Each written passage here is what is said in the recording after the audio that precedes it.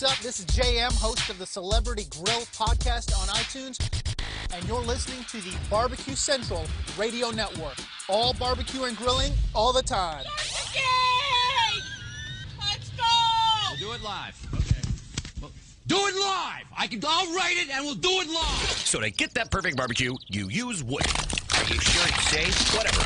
We put the lighter fluid on, strike the match, and... Oh! Should we call the fire department? That might be a good idea.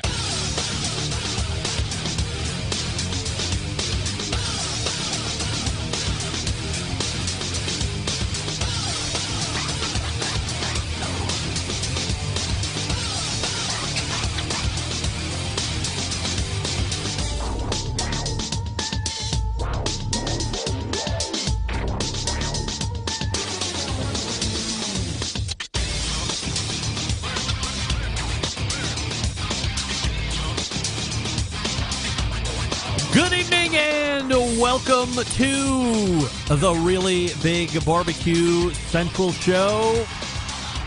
This is the show that talks about all things important in the world of barbecue and grilling. The show originating from the Rock and Roll Hall of Fame city, Bomb City, USA, Cleveland, Ohio, the barbecue capital of the North Coast.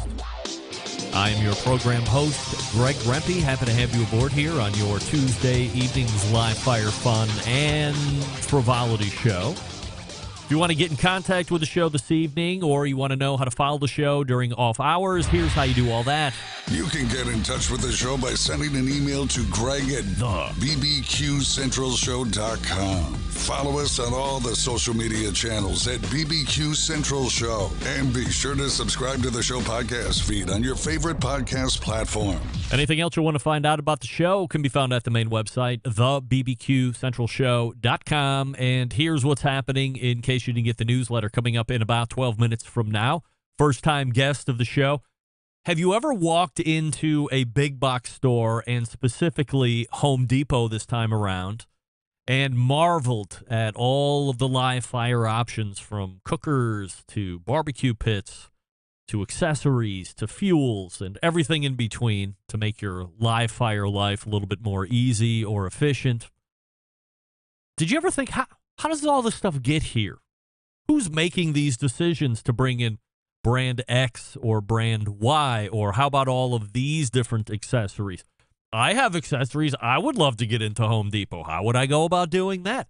Well, fear not. Tonight we might start answering some of those questions as we are joined by the first-time guest and the guy responsible for outfitting all of the Home Depots with all of their live fire action, Ken Johnson from the Home Depot. You ever heard of him?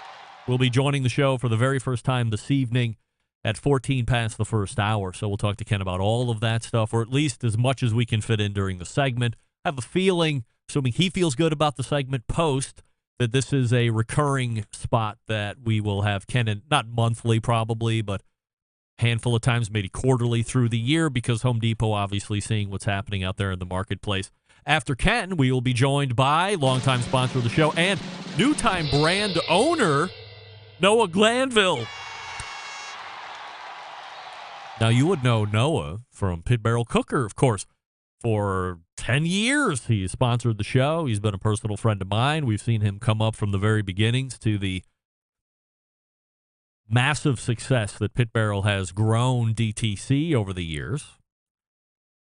And tonight, because just over the weekend, they launched a brand new barrel cooker that is separate from Pit Barrel, a new brand, let's call it.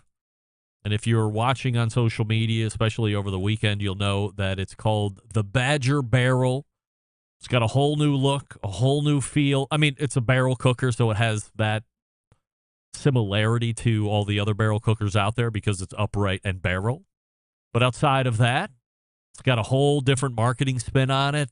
I've seen a lot of 50-50. I love it. I hate it right off the bat just because of how the wording and the messaging is on the website. So we'll talk to Noah about launching what, in essence, could be a competitor, or perhaps he's just widening the Pit Barrel brand and now something that's a little bit more price advantageous. We could say it like that, I guess. So Noah Glanville to close out the first hour. Then we'll move to the second hour because it's the fourth Tuesday of the month. You know who that's going to bring a visit from. The embedded correspondents, of course. So we have a whole new line of 100% assurity questions. We also have some other topics that we will dig a little bit further into. And that's what's happening in the second. That's what's happening in the second hour. So once again, if you're just joining me, Ken Johnson from the Home Depot to lead off tonight, then Noah Glanville to close the first hour, second hour, embedded correspondence and your emails and social media and chats as I can mix them in. Don't forget, you can follow me socially on Instagram, TikTok, and Snapchat at BBQ Central Show. And I have been warned by, is it Twitter still? I saw it as X yesterday. I think it's still Twitter. So for now, you can also follow me on Twitter at BBQ Central Show, but we'll see exactly what happens to Twitter here over the next handful of days and weeks. But I guess it's not going to be Twitter anymore, so we'll see how that goes. We say good evening to those of you watching this show tonight through one of our video streaming platform partners, Facebook and Twitch/BBQ Central Show. You can also watch on YouTube, which is youtube.com/@BBQ Central Show. And because we've been off for the last 2 weeks, in a live sense, we have a brand new YouTube poll question of the week. And I'm asking you this. Banana pudding is the only real barbecue dessert, yes or no? And currently, 55% of you are saying no. Get that big stuff out of here. I'm shocked that we're this close to 50-50. I can't believe we're not at 95.5 or 100%. The real answer is yes. 100% yes. Banana pudding is the only real barbecue dessert. It's not apple pie. It's not chocolate cake of any variety. It's not any cobbler. It's not any scrumpet or anything like that. It's banana pudding.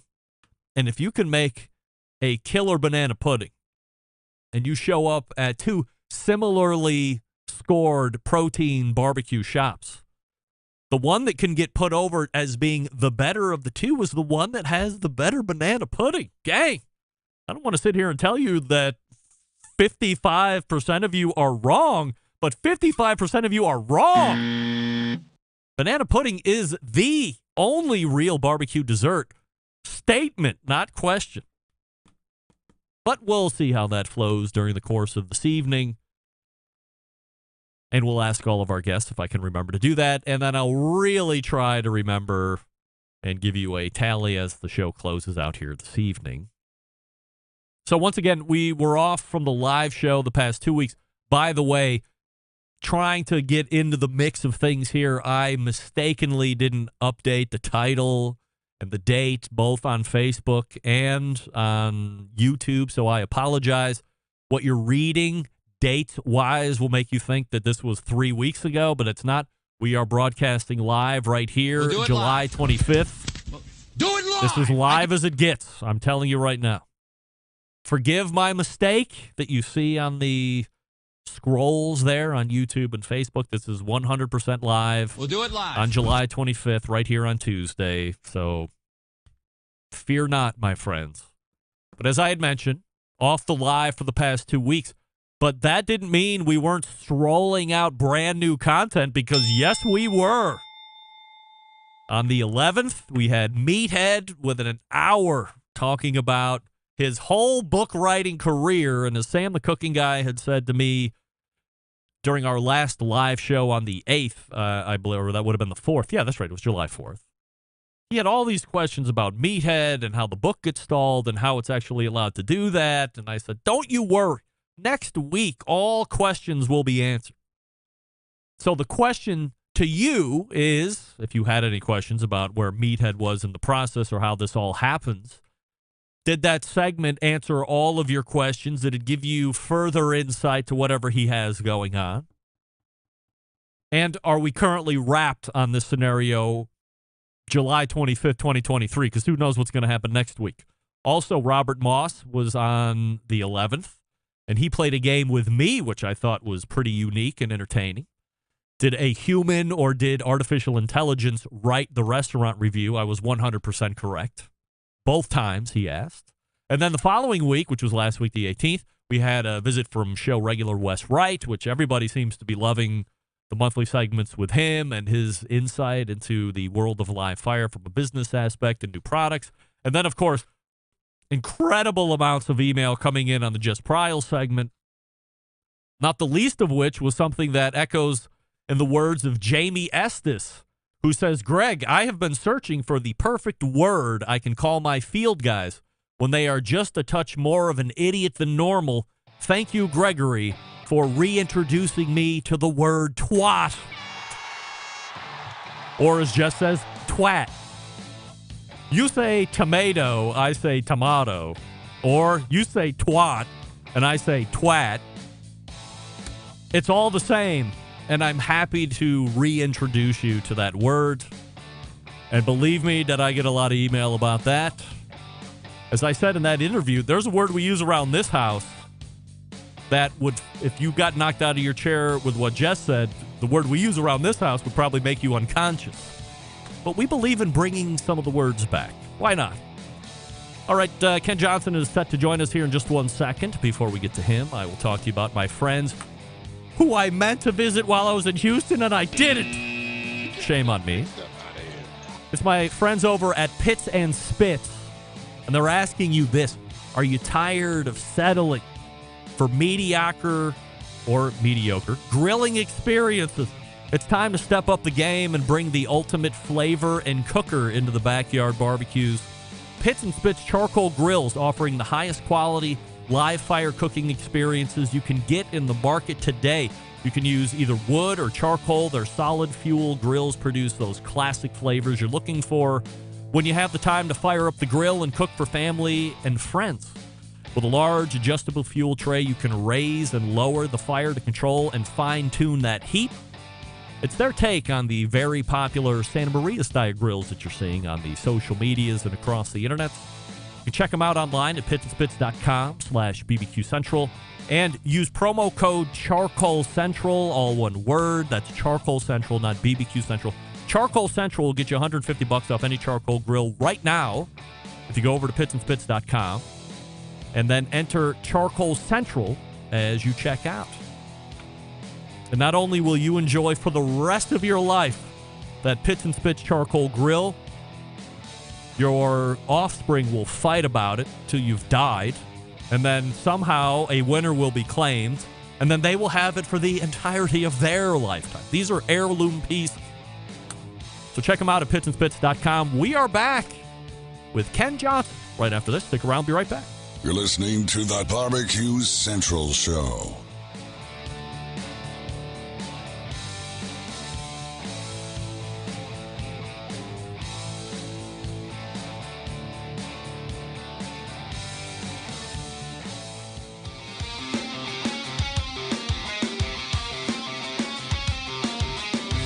Broadcasting live from the Barbecue Central Show studios in Cleveland, Ohio.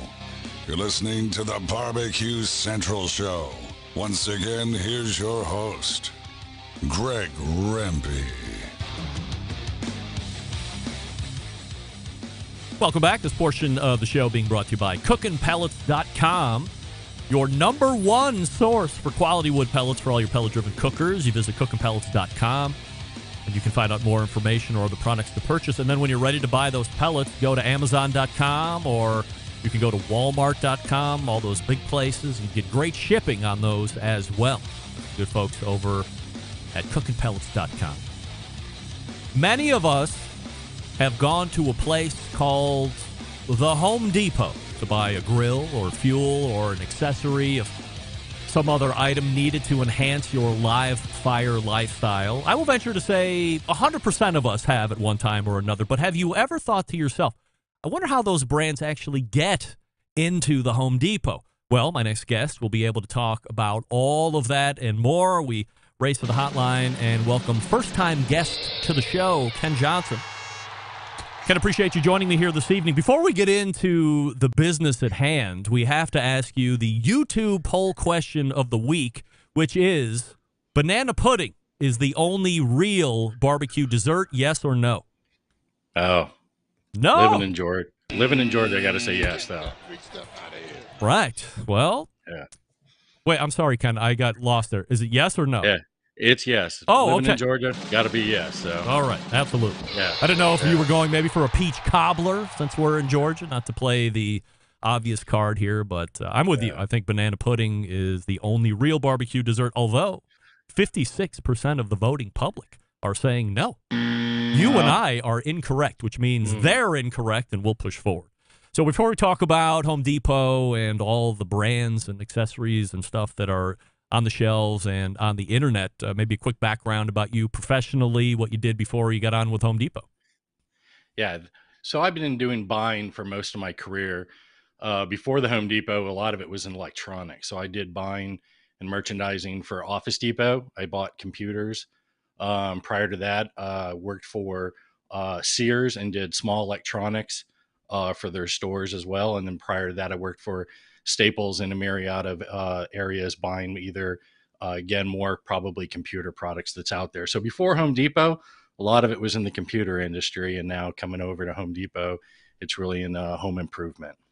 How does the opportunity present itself to you to make the switch? It's funny. So I came over and I started on the plumbing side. And, one of the things with when I was doing the interviews is, what do you know about whole house water? And I really didn't know a lot, but I explained like what I knew about how to buy computers and to break stuff down and kind of look at it of what you need to do to be a merchant and think of the customer and what their needs are. And then, learn the category. I will tell you, plumbing was a very interesting one, category to learn, but there's a passion with grilling and barbecuing that it just comes natural. So Ken Johnson joining us here on the show. So the COVID years were gangbusters for many folks in the industry. Certainly, you know that probably better than anybody. But we've seen a bit of a bust of sorts here in the past year or so. High level, where do you see the market right now, and how is Home Depot staying out front as it relates to the consumer? Yeah. Great question. Everyone knew that bubble was just really trying to take care of the customer and where we were going and looking at not only sometimes plan A, but plan B and C and getting product for the customer. There were a million more meals made during those COVID years at home. And a lot of those went outside. I mean, I think, Greg, we've talked in the past, yesterday a little bit about a lot of people wanted to pick up the craft and make better food at home. And so a lot of that turned into buying new products, upgrading their grills, buying secondary grills, such as griddles and pizza, and working on that. There has been kind of that lull. We kind of, seen stuff of what they call revenge travel, even like us, people going back to work and stuff like that. So, there's been a little bit of that taper off of, we probably, the average life cycle, people are probably buying a grill, about every 5 years, probably hypered a little bit of that. So, there was a little bit of that stagnant of when it did slow down. Like everybody else, I mean, we talked about it publicly about, where some of the inventories were, bringing stuff over. Stuff was very slow. Greg, I learned a lot of new terms like demerge during COVID, how our products sat in ports and stuff like that. So, but, we're trying to right size and balance like everybody else that's out there. So, what's the right products? We made a lot of bets during that time frame, looking at stuff and just really trying to make sure that we see what the customers are looking for. Like everybody else, I mean, products, pricing's gone up in a lot of things, groceries, et cetera. So a lot of that right now is also looking at what we do for value and stuff like that when people are looking at it. And then people are looking for also when they're getting into probably those secondary purchases, they're looking for something that's probably a little better than maybe what they bought before, what they can do more of. So, that's where sometimes a little bit more money is what they understand is what they're going to spend if they went out and bought that $200, propane grill, mastered it, probably burn the hell out of it. And now all of a sudden they're coming in and going, maybe they want to go into an alternative fuel, step up their charcoal game with a Kamado or looking at pellets and stuff like that. So that's where we're trying to work on those curves and make sure we've got those right products for the customer. So let's dig in a little bit on the OEMs that you've partnered with. At the beginning of every grilling season, do you have some kind of a lineup, or in TV they call it upfronts, where all the OEMs can exhibit their stuff for your evaluation to potentially bring in? Yeah, we do. So there's a few that we do. We do a product line review every year, looking at items that are there. With some of our key partners, we don't wait for that review. There's a lot of, brainstorming that happens kind of in a quarterly, planning session. But during that line review, we bring people in, we look at stuff, how some products start, especially too, where we look at online, where sales are, where we see some trends, and invite other partners who might not have a ticket to the dance right now, but actually just bring them in and kind of understand what their story is and try to see what we can do if there's an opportunity to work together.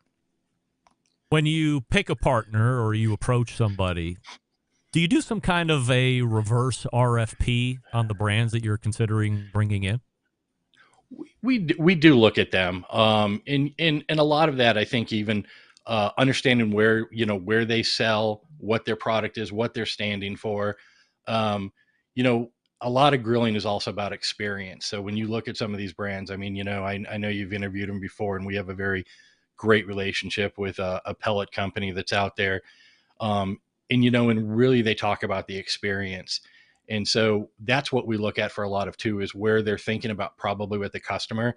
I go back to, probably my PC days of, speeds and feeds is what we called it. And some of the times when people come in and talk about, here's my 3-burner, if they're talking grass, 3-burner, 4-burner, 5-burner, it's not sometimes always, we get it that everyone's going to have that lineup, but what are they really trying to do? What are they trying to solve for the customer? And that's kind of some of the nitty gritty that we get into with them. Once you're in as a partner with Home Depot, is it a year-to-year contract? Do you sign multiple year contracts? How does that work? It's not necessarily. We look at a buying cycle that we have out there. So there's long standing partners that are there.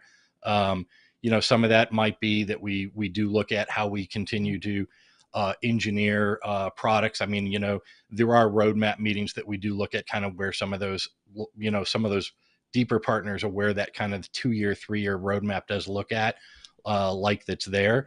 I think with everything that's out there in business is if things get stagnant, if we need to kind of fix some things. I think it was great. You had a conversation with Matt Plummer a few weeks back and stuff like that. And one of the things I know you brought up was talking about product reviews and going through there. And I think we learn a lot from product reviews. And I know you talk about it, but for us, that's where we look at it too, is getting something on the shelf, but then also understanding how the customer reacts to it. And if customers have issues, that's not just on us, that's with the manufacturer. And how do we work on that together to make it right? And I think that those are some of the long lasting partnerships as well, is we look at those vendors who also, it's not just the sell in, it's the sell through, and making sure that that we're satisfying what the customer's needs are.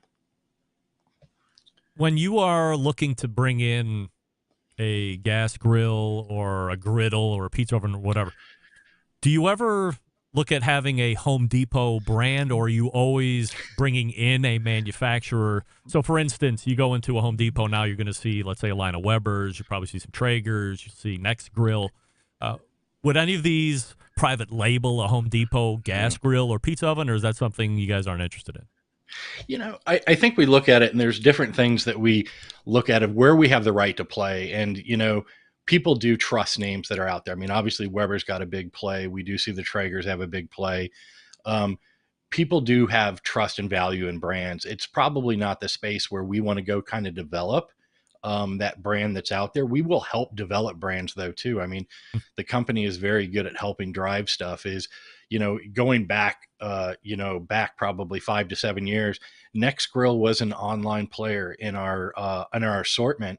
And from what they did in building them and standing behind them, of really trying to help build a brand out with them. So we look at help trying to build the brands, not necessarily try to take it away from them, How do you fit quality and price together to give the consumer the best overall value? Great. This is great. We had a little philosophical discussion about some of this today of understanding, in one of our meetings today, just trying to talk about trajectory of what are the right things that a customer's looking for? What are the things that, because like you said, we do need to make sure that there's a right price out there for customers. There are sweet price points that are out there and where customers are willing to pay. And then, obviously step up, kind of looking at kind of that good, better, best scenario. There are trade-offs and features that, you look at is what is that need to have versus must to have kind of a thing that's out there. Some of those products, it's nice to have those, when we look at stuff too, is this isn't, I get it. A lot of companies are in a race to zero. That's not what we're looking for. We don't want to take build out of some of these things. People do want to use these grills. That's what they're buying them for. We do sell stuff that might be the tailgate. You might have something that you just leave because you took it to the stadium, watch the Browns play, and just kind of leave it there. But a lot of people, especially with their, homes or second homes or camping or something like that, they're looking for that, some feature set. So we don't try to sacrifice features in our grills. We try to make sure that we've got the right ones in certain price points that are, for the customers. If you look at the consumer 6 or 7 years ago versus the consumer now, is the consumer way more savvy as far as buying and what's available on grills or what they think they can get out than they were before? I absolutely agree with that statement. Oh. And as we talked about, I think COVID brought some of that out.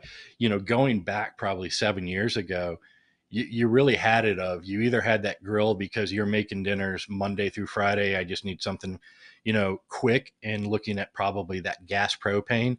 Then you had the, people who wanted to play in the weekends of, they want to do low and slow. So either looking at stepping up, buying the Kamado as their second grill, or maybe some sort of smoker like a Smoky Mountain or an Offset, that's there. COVID just got people to really, I think people are researching more. We see that especially a lot. We know that a lot of these journeys start online, but they're looking at what they can do and be better and improve. And I think that's where the right for some of these other brands, how they come in and do step up the continuum, is customers are looking for some of these other feature sets to help them improve their cooking game, whether they want to be kings and queens of the cul-de-sacs or just make great food for their family. Aside from putting what you guys feel are the best things, items, grills, whatever, in the store, how are you keeping your finger on the pulse of the barbecue and grilling community otherwise? Are you going out to competitions or festivals or things like this just to see what might be on trend? We do. And, I think early on when you and I probably were talking, we are a sponsor of Memphis in May. And I think one of the things that we look at and just try to understand is again, you've got a great captive community of people who want great food and love about, the barbecue industry. And, we brought a lot of pit masters to come do demonstrations. We brought other brands that necessarily you might not see in the stores. Like we sell brands like, PK online, really showing Gosney, not just for a pizza oven, but live fire cooking and getting people inspired. And that's what we look at is a lot of our pit masters that we brought with us and actually came and cooked with us. Authenticity. That's what I love about it is they all want to do it. And I think, not only are they looking at stuff maybe of selling sauces and rubs, but, the more that they see the craft going as well, that they're, inspiring people. And so that is where we do look at some of those events. Absolutely. And do it. Like I said, we're a large sponsor, particularly with Memphis in May, and as well, just to get out there in front of the consumer.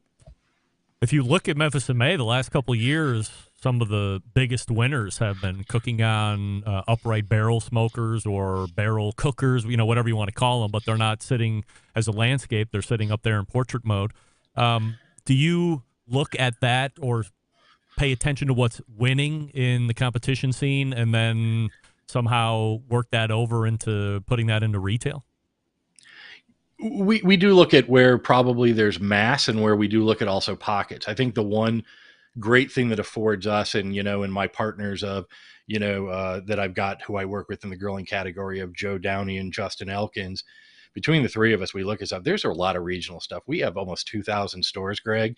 And that is one of the biggest opportunities too, is there are things that might work well in Texas or SEC country. Like I'll tell you this much, we go to Memphis every year and we look at what sells in that area. And that is a charcoal driven community. Yeah. And so where we might sit there and talk about Weber Genesis and lead off with stuff like that in other stores. Wrong answer for some of those communities. So it does turn into a lot of how do we maximize what customers are looking for, because there is a regional play that is especially out there. So from seeing, are there barrels available currently on Home Depot? There are on HomeDepot.com. Yes, we sell Pit Barrel is one of the ones, and then we also Oklahoma Joe's is what we sell as well. And we took they've got a pro piece that's out there. So you talk about it. We see their pro landscape with products that are closer to like $700. We worked with them on kind of a smaller one for the backyard that's under $500 too. It's a cool orange color maybe. So, but that's the kind of stuff that we also try to look and see how we can help support maybe somebody who's not looking for that pro, but they want to be kind of that pro in their own backyard. Maybe you're the best person for me to ask this question to, because I've had on any number of the manufacturers, and when we talk about pellet cookers and even now gas grills, as you're probably seeing, there's a lot of technology, a lot of being told what to do, and it's being positioned as this is going to help you not ruin a steak or a roast or whatever.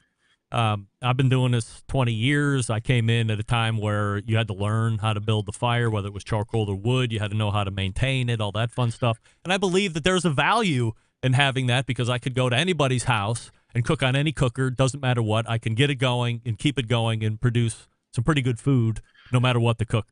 But nowadays, that's not the case. What do you think? What do you think the percentage of people that are buying a cooker with some form of Wi-Fi connectivity or smart controllers are really using that? Or are they just saying, I feel good that it's on there, but in reality, they're not ever using it at all? We see, so connected cooking is probably one of the pillars we do look at going forward. Again, we talk about probably price of groceries and meats and people stepping out and wanting to do bigger meats.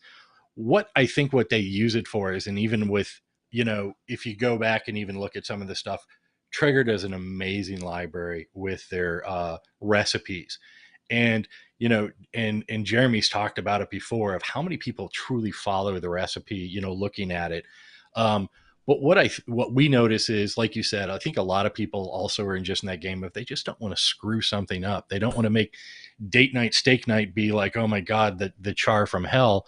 So a lot of these connected devices that we're seeing is it's really, like you said, it's really taking the guesswork out of controlling the fire and the flame. I mean, like you said, sitting there and playing with dampers all day, is something, and adding fire, wood and, even in offsets, but it's really taking some of that guesswork out, which I think helps a lot of people, like putting something on, a pellet smoker, putting the automation on, going to do yard work, going to maybe a pool or something, going to the kids, practices, but then coming home and having some great barbecue. So it does probably allow that. But I think, again, we talk about meals going outside, this is the kind of stuff of, you've had, crock pots, air fryers, all this stuff inside. It's just kind of that, again, just bringing that kind of a little bit to your outside cooking. Last question before I let you go, and appreciate the time tonight, Ken. Roger Daly told me from Blackstone that he sees a time, maybe in the not-too-distant future, where griddles take on 35 or 40% of the market. Agree or disagree? I could see it going that way. Really? It is. Yeah, it is. It's a big place, and we can see. I mean, that's a big number to go out, but what you can do, kind of, we look at different stuff, and I think we talked about, a little bit about propane.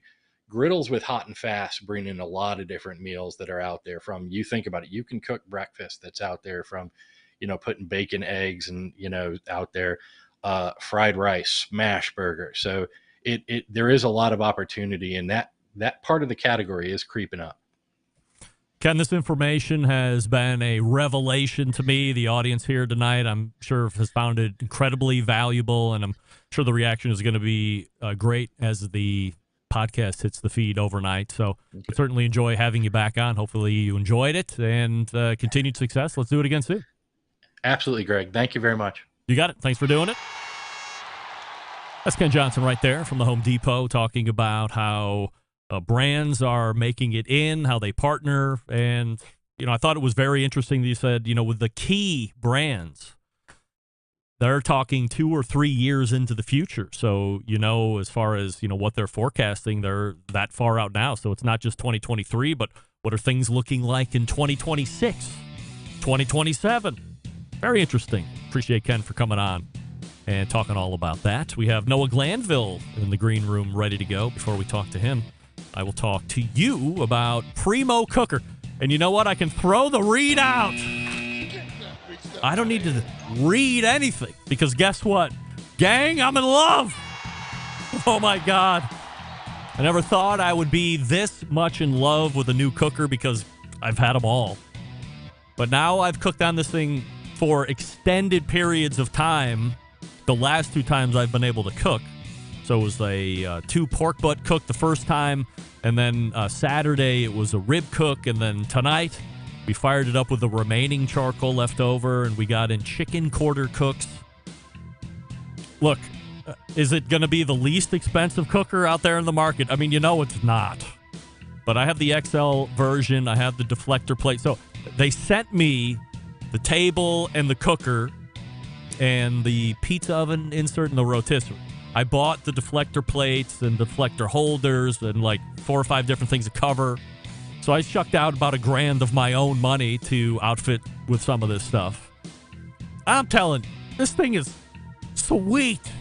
And again, as I was just telling Ken, what I love the most, and it has brought me back to my initial roots of firing up a cooker, not just hitting a button, not plugging something in and just making sure it's full of pellets or full of fuel and whatever. I get to control the temperature the way I want to do it. And as we tell you about each and every week, for chicken today, I had the chicken, the grill grate, and then right underneath it, the deflector plate. But on the whole left side was wide open, and the fuel was banked over there. You have the 2-zone cooking that we talk about, and it worked great. Now, my OCD says I have to foil cover the deflector plates because I've seen some people on the internet who don't do that. How dare you people? Respect your cooker and your accessories, for crying out loud. Outside of that, if you're in the market for a ceramic cooker, might I say, please take a look. PrimoGrill.com. That's PrimoGrill.com. Find a dealer near you, only sold through dealers. Again, I'm going to recommend the XL. I think that's going to be the size that everybody's going to be happy with in the end. You might cry about it in the beginning, but what do we say in barbecue? Buy the best and only cry once. That's what we're talking about here with the Primo. Can't speak highly enough of it. If you have any questions, you call me or email me or tweet at me, and I'll answer all your questions. We're back with Noah Glanville, introducing a new brand. Stick around. We'll be right back. You're listening to the Barbecue Central Show.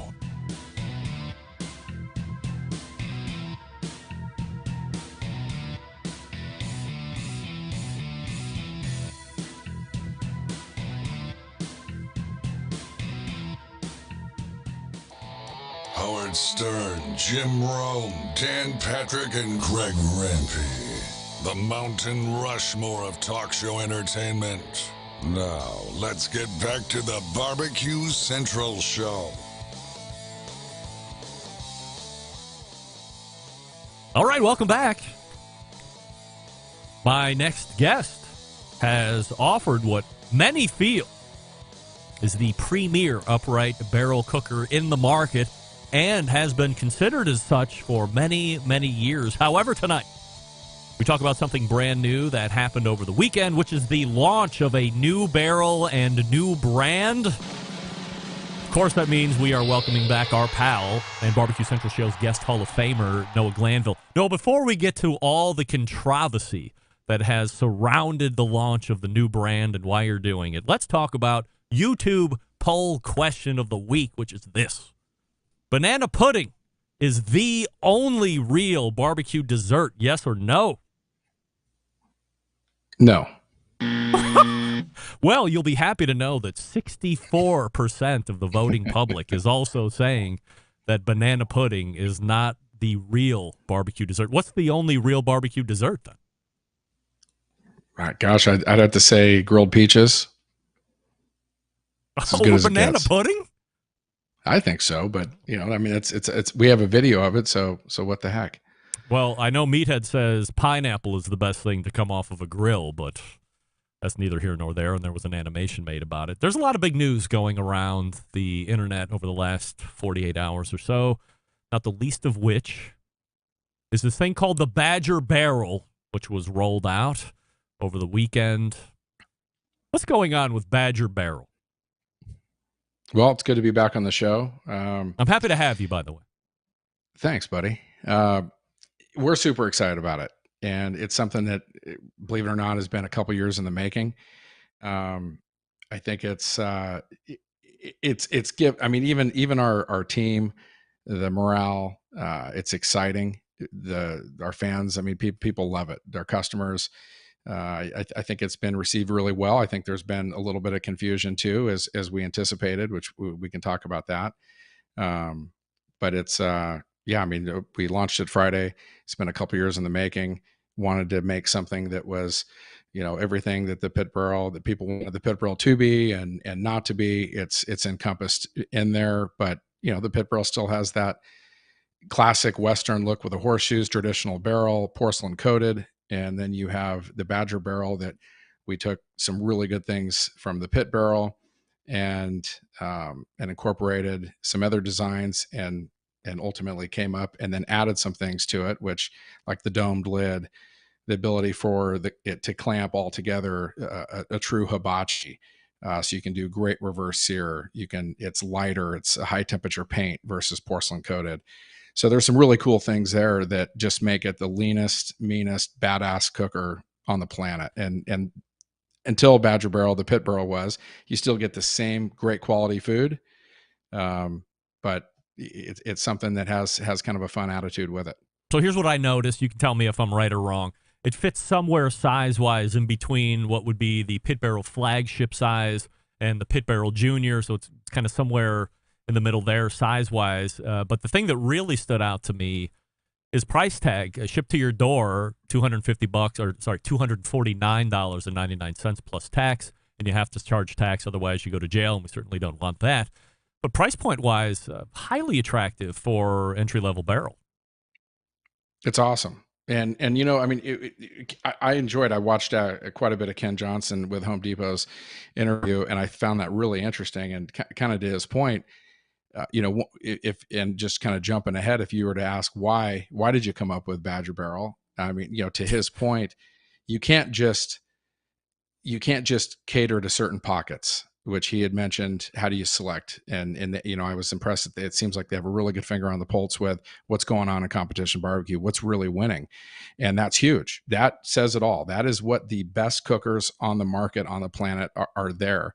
But if only pockets are using those drum style cookers, they can't bring those into big box retail. And that's why the Badger Barrel, with the attitude, that as fun as it's going to be, that is absolutely going to rip and claw its way through that barrier and get to younger demographic and anyone and everyone that just not only wants the best cooker on the market, but wants to be a part of a brand that actually stands for something and isn't afraid of being itself. So what are you standing for? What does that mean? What does a barrel stand for? What's a barrel stand for? Yeah. What is the Badger? What is that? Sure. What are you standing for? Right. So great question. The pit barrel is, and people, people know me. I'm proud of the product, and it's nice to be in my shoes as a company owner that has the best outdoor cooker in the world. And it's funny when people say, "Oh, it's a great beginning smoker." It's like, beginning smoker. There's 5-star Michelin chefs that would love to have the food that comes off this thing. So it absolutely is, does a phenomenal job. But what we wanted to do, we already knew we could create food in an environment that was awesome, but we wanted something that was a little bit different, that we could reach across many different lines and really open up this segment so that we can get into big box retail, because without the masses knowing about it, it's a shame. It really is. And so that's something that you take this product and you could take it anywhere. It absolutely destroys a competition in a fun way, of course. It produces the best food. You could take it anywhere. It's lean, it's light. Most anyone can afford it.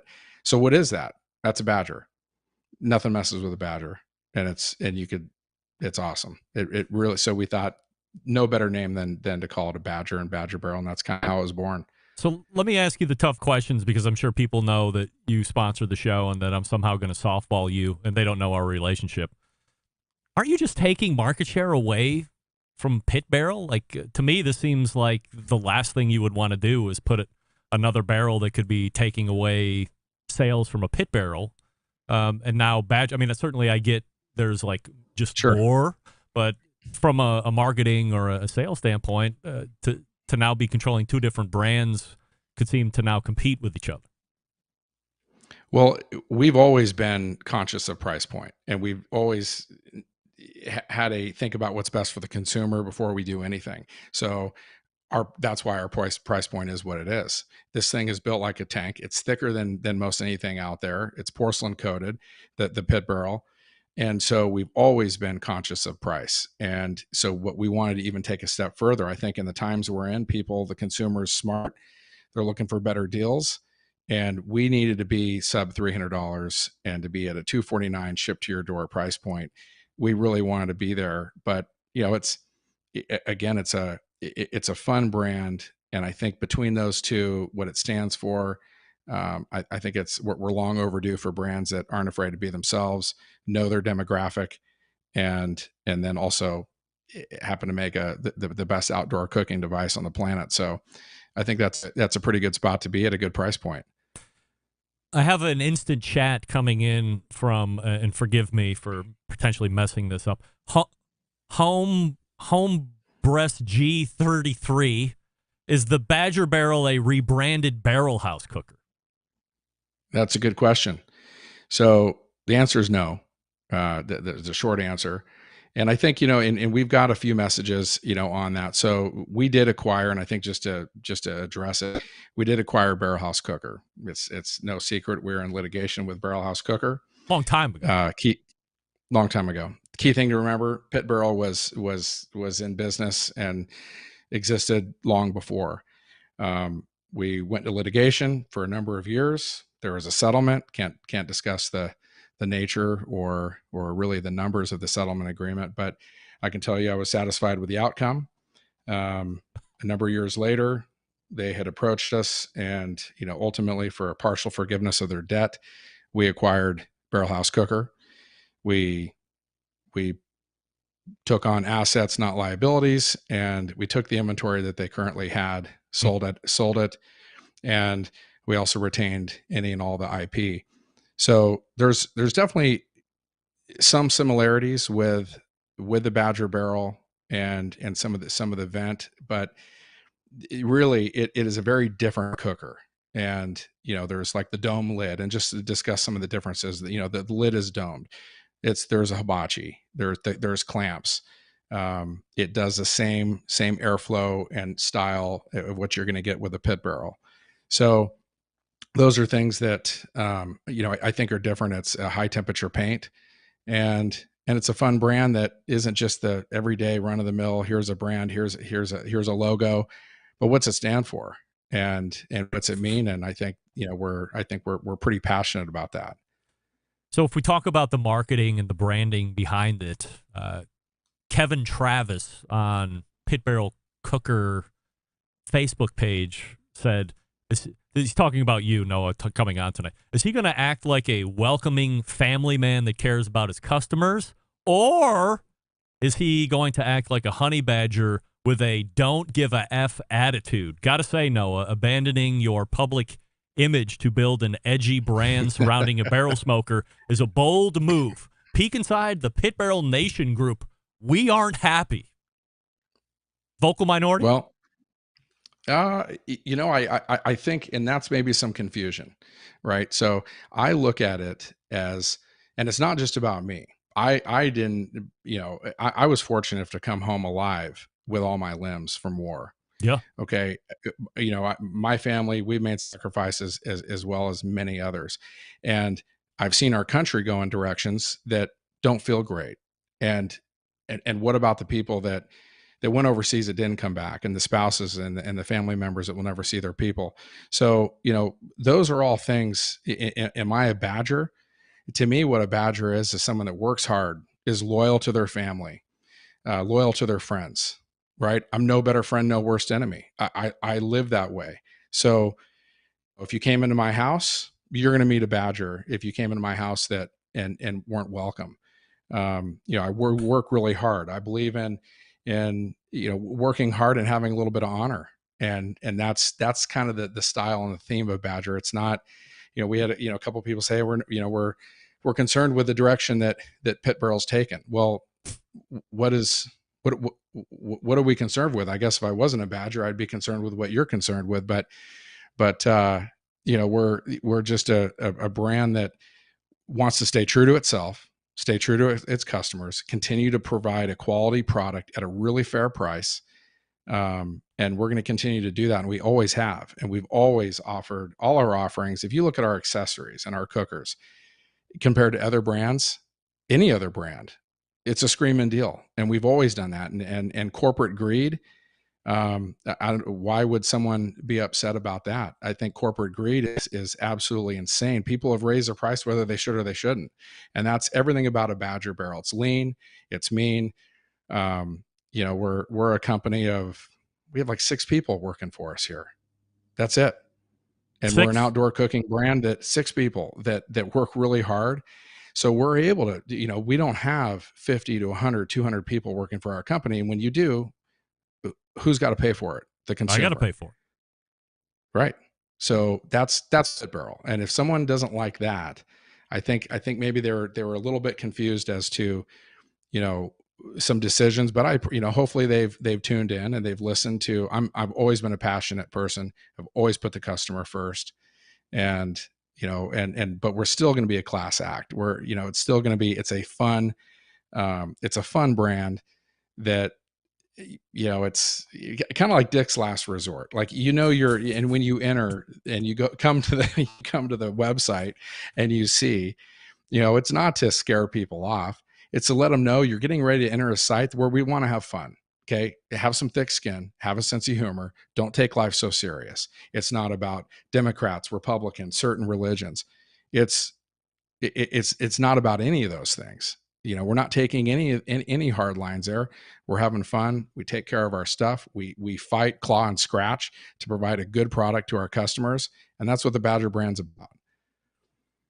2 questions. Available only online, or can you get these at stores like your retailers that would sell Pit Barrel? Can you get Badger Barrel at brick and mortar? If a brick and mortar, as we say, we don't pander to the games. If you don't pay your bills, you take earned discounts when they're not earned, and you do things like that, you will not find the Badger Barrel there. Right now we sell on Amazon. If any retail store wants to bring it in, we're happy to do that. It's straightforward. And I think that when that time comes, I think that, but we want to make it easy for the consumer to get it and not have a lot of middlemen and people in the way, ultimately squeezing the suppliers to either lessen the quality or raise the price. So we'll see. Short answer is we'll sell it anywhere where the Badger should be sold. Would you want to go in the Home Depot? We love Home Depot, and Home Depot, there's a few places we sell online, and the Pit Barrel cooker is sold on Home Depot, sold on Barbecue Guys, it's sold on Amazon, but we get requests all the time to sell it on different sites. And so there's a reason we sell on just a handful of sites. So, if that was a fit to them, sure. But this is a lean, mean product that we really want all the quality and the value going to the customer. True or false? You've created Badger Barrel. So now the 2 princes can each have their own barrel company to take over when you and Amber call it quits. That's a tough one. That sounds good. So sure. Sounds I guess like a true. yes to me. No. Internet rumors tomorrow circulating. Sure. Where do you want to see Badger Barrel in 2 or 3 years?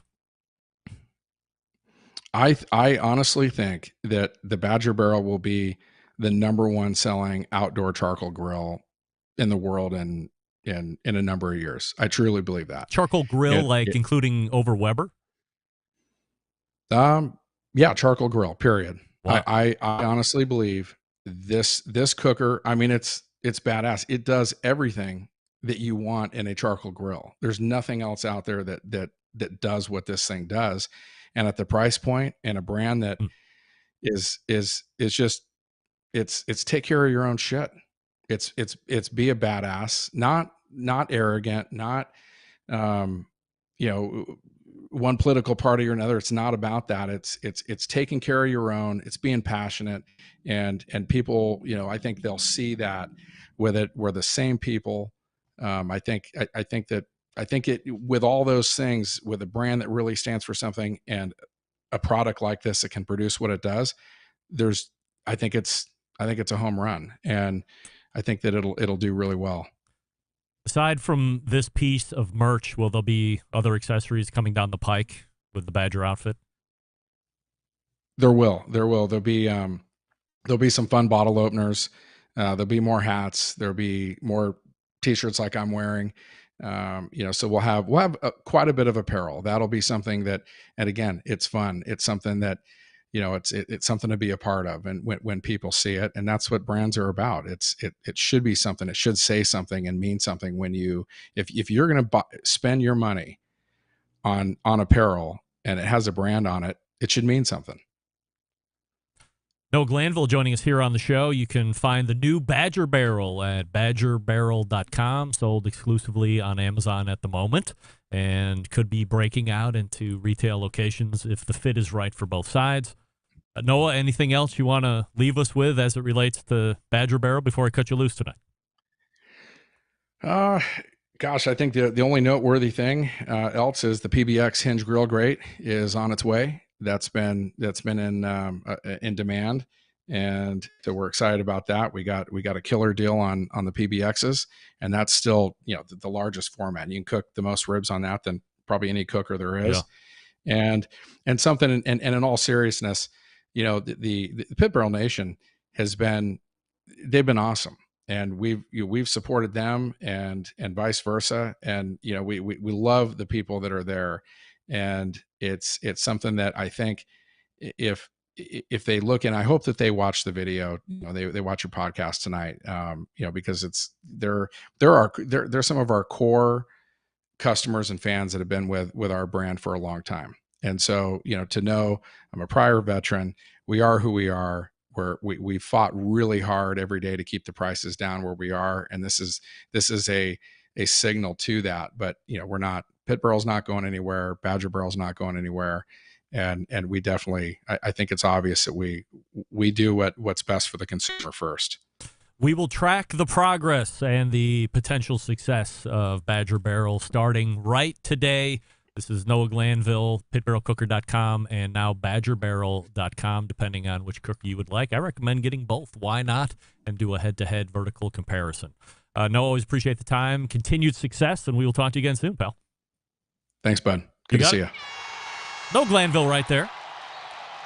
The new CEO of badgerbarrel.com and the longtime CEO of pitbarrelcooker.com. So if you are in the market, or if you have been flirting with getting a barrel cooker, but you thought whatever the cost of the Pit Barrel cooker was just a tick too much, might I suggest taking a look at the Badger Barrel.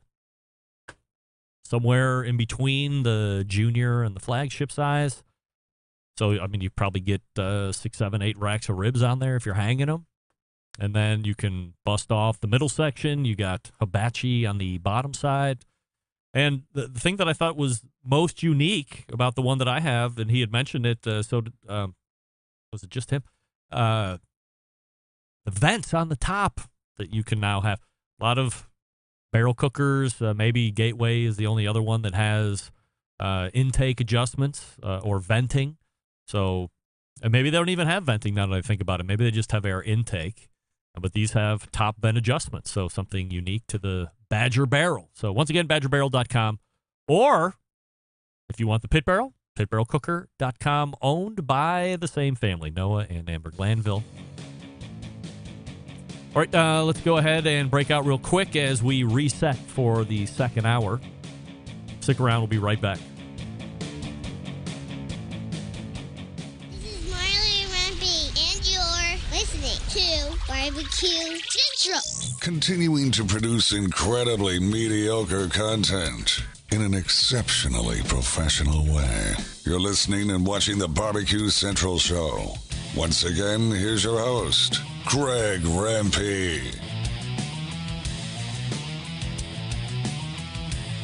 All right, welcome back. This portion of the show is brought to you by me. Hey, happy to be back. We thank Noah Glanville for joining us last segment. Now, 2 websites to give you. BadgerBarrel.com if you're just joining us and you missed the last segment. Badger Barrel is the new barrel that's being put out by Noah and Amber Glanville, who originally started Pit Barrel Cooker. So if you're looking for a little bit lighter point of entry as it relates to... No. You just wait. Okay.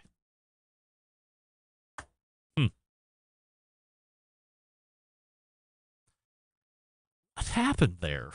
Mediocre content. Second hour intro. Got that. I'm missing something here. Well, whatever. Anyway, we're going to have to blast right into the second hour here without any outro music, which I apologize for. But nevertheless, we're getting our feet back underneath us as we've been off for 2 weeks here on the live show. Obviously, I have some hurdles to overcome.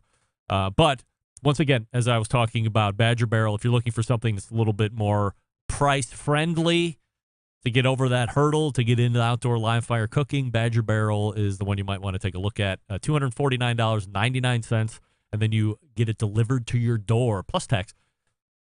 Hard to beat that deal. No doubt about it. All right, we're pointing to the second hour, so stick around. We'll be right back. Happy to have you aboard here for the really big barbecue show. Boing. We cook because we have to, and we grill because we want to. Hit me! Fine, how's it going? You have a great show. I'm a big fan. Boing. So what seems to be the problem here? This man looks like he's dead, and he's in the crackle. Charbono! It's all about the charbono, dude! Succulent fish! What? He ate 54 wieners. Now listen, Libertius, shut your face. I'm shaking like a dog shit peach seeds. We have top men working on it right now. Top men.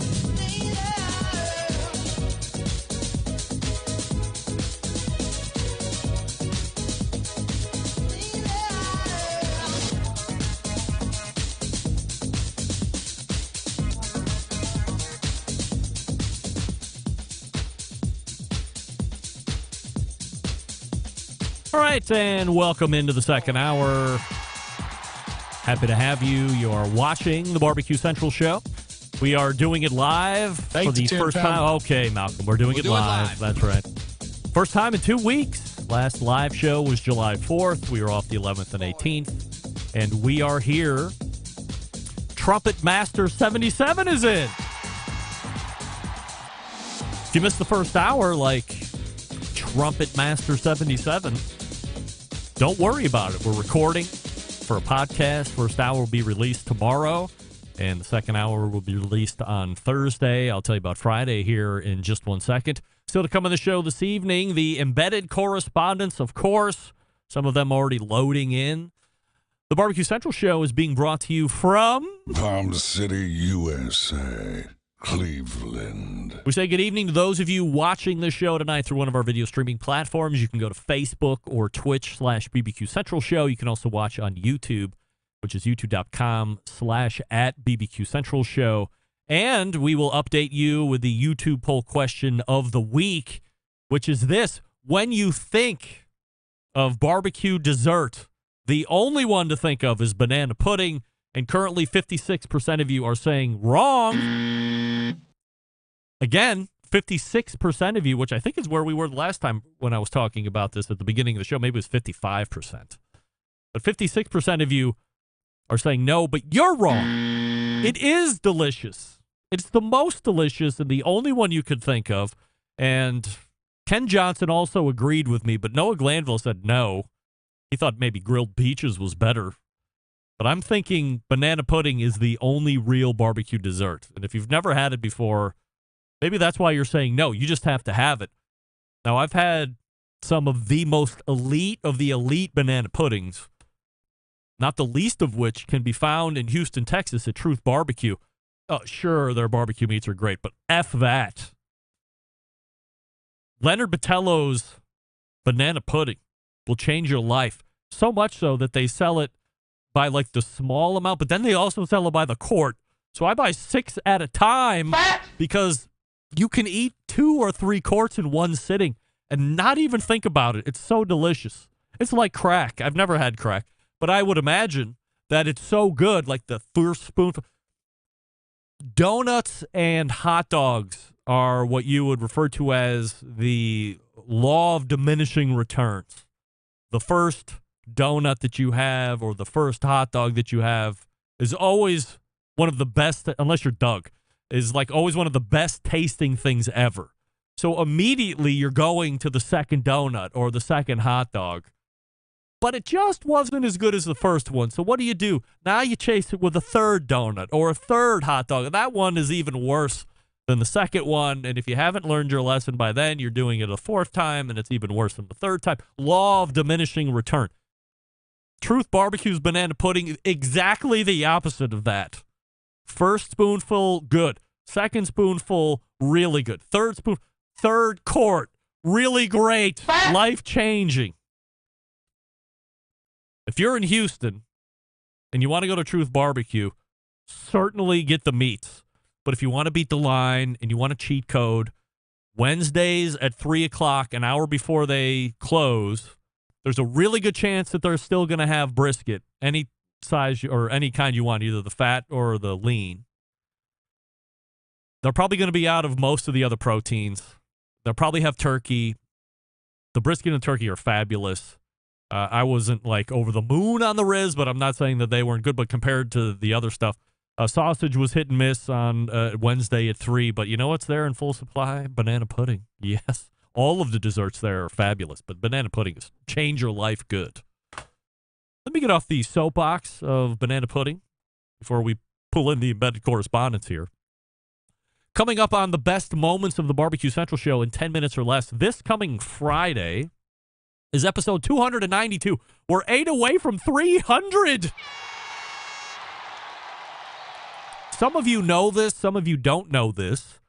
But this whole thing, this whole Barbecue Central show ecosystem started all the way back in 2004 when I first launched something called the Barbecue. Well, it was technically called the BBQ the numeral 4 the letter U.com Barbecue Forum or Barbecue for You. But then I almost got sued, and we changed it to what is now and what was then the Barbecue Central Forum. But that's how this whole thing started. It had a message board, and it grew into a huge message board. Originally, I had to recruit some big names from some of the competing boards to show up, but over time, because of all the cool things that I had and the cool environment that I provided folks to talk about live fire and just life in general, it grew into one of the biggest message boards out there back in the day when message forums were the hot technology. You shared information. And then there was an influx, and that's when I started looking at podcasting, and then podcasting took my fancy. And between the two, I realized, I was more passionate about continuing to learn how to podcast better than I was in keeping up with the Barbecue Forum. And I felt myself drifting away from that, spending less and less time from it. And then, just out of sheer happenstance, I was contacted by somebody who was into buying barbecue was into buying forums of various types. He had a do-it-yourself forum, an Airstream, like the RVs, Airstream forum, and then he was looking for a barbecue forum. And one thing led to another, and what you'll hear on Friday is the day I sold the forum. So I had that guy on to talk about what people could expect as they stay on in membership, what the transition was going to look like. It was quite an announcement back then. I had some pretty diehard forum members who, at the moment that I mentioned I had sold the forum, turned on me immediately. So, Rebby's a sellout.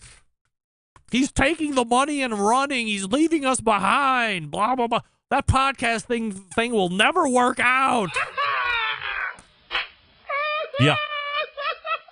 Look, I want to remain as transparent as possible, always, at all times. In this particular instance, did I mention to any of my moderators that I was in negotiations for selling the forum? No, it's none of their business. Of course I wasn't. Get that big stuff out of here. They weren't paying for the upkeep. They weren't paying for this or that. And certainly they were volunteering their time, which I was most appreciative of, but it was paying them back too. They had status on the forum. I certainly wasn't in consultation with anybody because it was my forum. I started. It was mine. And I had more passion for the podcasting, which ended up coming here into the live show for the last 15 years, almost 16 years. So I did that. So in keeping with the transparency, let me let you know right off the bat, as we sit here July 25th, 2023, if a company or companies or investment group or capital venture conglomerate came to me tomorrow and wanted to put together a deal that would buy the show and buy the feed and the extensive archives, the whole deal, and if the money's right, I'm gone. Get that big stuff out of here. I will sell again. Folks, Bill Rempe has raised the capitalist's capitalist, and I will be gone in a heartbeat if the money's right. No offense to anybody else, but it's as Gwen Stefani said, it's my life. So if Home Depot or anybody, look, I still think it's not here yet, and I've been talking about it for a number of years. I think the next big business play in this creator's economy is going to be when brands realize, especially in the live fire industry. Remember, I told Jeremy Andrus from Traeger a year ago, February, how come you don't have a podcast? And he said I had inspired him to do a podcast. Guess what? No Traeger podcast. Still, makes total sense. Easy to do. Content for days. Not interested. At some point, these people are going to realize I'm a genius, number one. Number two, they're going to start a podcast, and they're going to want to do what everybody else does that has money. They're going to want to jump the learning curve. What does that mean? They're going to come to folks who have an extensive live fire following and say, hey, maybe we could put together a deal where we buy your feed. Watch for that. When podcasts want to grow, at some point, they're going to start buying up the competition's feeds. Or they're going to want to get into it, and they're going to buy a big show independently, and they're going to buy their feed, which would be this. Weber would come to me and say, we're going to stroke your check for $848 million. Walk away next Tuesday. You're never seen from or heard from again. Guess what, gang? Bye. Bye-bye. I just want to keep it all transparent. We're up here. We're up front with each other. That's why we love each other. That's right. The embedded correspondents are ready to roll. But before we get to them, let's talk about Big Papa Smokers, the one-stop online shop for all things barbecue and grilling. I just used my favorite rub of all time from Big Papa Smokers all weekend. What is that? Sweet Money. Yes, I love Sweet Money. I eat it via the spoon out of the jar into my mouth because it's delicious. But not only do they have Sweet Money, they have Cattle Prod, Cash Cow, Little Louie's seasoned salt, 13 perfectly balanced flavors to transform ordinary meals into extraordinary meals.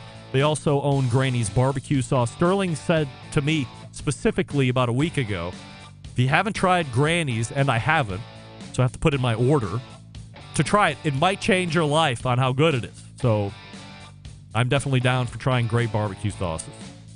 If you're looking for a versatile smoker that's easy to use, check out that Mac 2-Star General Pellet Cooker that Big Papa sells. The exclusive Mac dealer, even offering special packages. If you have questions, or if you have comments, or if you have suggestions, 877-828-0727. That's 877-828-0727. Or shop their website at bigpopasmokers.com. That's BIGPOPPA smokers.com. We're back with the Embedded Correspondents right after this. Stick around. We'll be right back. You're listening to the Barbecue Central Show.